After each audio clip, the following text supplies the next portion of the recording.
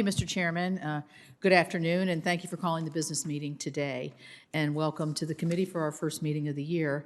It is an understatement to say that we accomplished a lot in our last year together, and I look forward to many more ways that we can work together in 2022.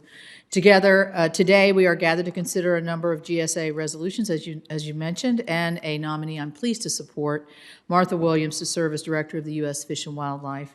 In my discussions with her, Ms. Williams agreed to preserve opportunities for hunting, fishing, and other outdoor pursuits important to many West Virginians and across this country.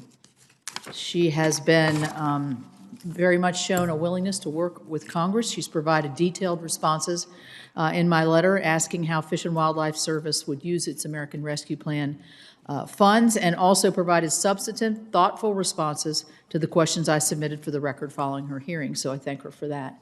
Equally important, her staff has been responsive to mine when my staff has had policy questions or requests for additional information. Ms. Williams and I will not agree on everything, but she has shown that she takes her responsibility to be accountable to Congress very seriously, and I commend her for that. Those same principles of transparency and accountability guide my decision to vote no on the nominee for U.S. Environmental Protection Agency, as we are considering him today, Dr. Chris Frey, as I did on the last time his nomination came up. My basis for opposition remains unchanged. It's not really what Chris Frey, how he testified or what direction I think he might go. It is really the fact that the EPA simply will not be transparent about its plans to pursue policies that could raise already surging energy prices, hurt workers in West Virginia and across the country, and make America, I believe, less competitive. Almost a year ago, when the committee considered EPA Administrator Michael Regan's nomination, I feared that he would be walking into an administration where he wouldn't be able to call the shots, where unaccountable climate czars, including Gina McCarthy, would set the agenda. And unfortunately, that prediction has played out exactly as I had thought. Just last week, McCarthy stated to the New York Times about how she'd spent the last year, quote, overseeing a whole-of-government effort to put our country on a path to tackle the climate crisis. President Biden has not even bothered to nominate someone to lead EPA's Office of Air and Radiation. That's the EPA office that's in charge of climate issues. No incoming administration has waited this long to send up a nominee for this critical position. The previous record was 260 days set by former President Clinton. Instead, Ms. McCarthy is directing climate policy shielded from the public eye with no accountability to Congress or really to the American people. Last April, Administrator Regan appeared before this very committee and promised to provide me and our committee with the EPA analysis developed to support the U.S. Nationally Determined Contribution, or the NDC, excuse me.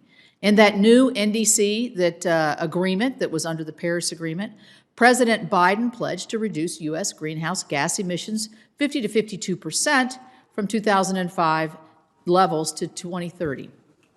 Now, 9 months later, Administrator Regan still has not provided us with the analysis.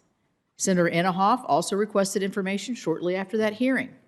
In August, EPA staff responded to him in a letter on behalf of the White House, admitting an analysis existed, but claiming that Gina McCarthy and her office ultimately called the shots on the NDC.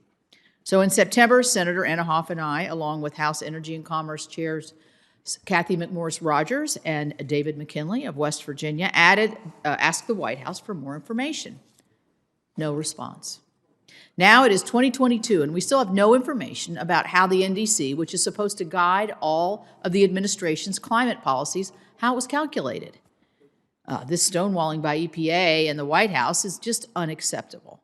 We know the analysis has been done, so why hasn't it been shared with us? Well, here's two possibilities. Either it shows they cannot meet their goals at all, or it shows that meeting the NDC would be politically and economically devastating through aggressive, top-down regulations across all aspects of American lives. While EPA and the White House have kept any information about development of the target in the shadows, outside groups have tried to crunch the numbers.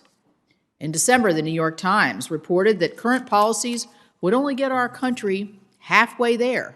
An analysis shows that even the now stalled tax and spending spree known as Build Back Better may not fully close the gap despite its proponents' promises.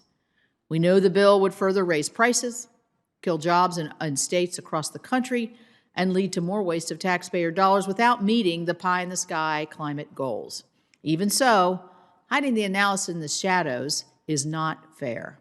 American people deserve to know the supposed benefits, and especially the outside cost of what the administration is committed to internationally, what that will mean to their lives, and how the administration plans to fundamentally alter our economy to achieve those goals. With that in mind, unless my outstanding oversight requests are fully responded to, I cannot support advancing the EPA nominations. Thank you.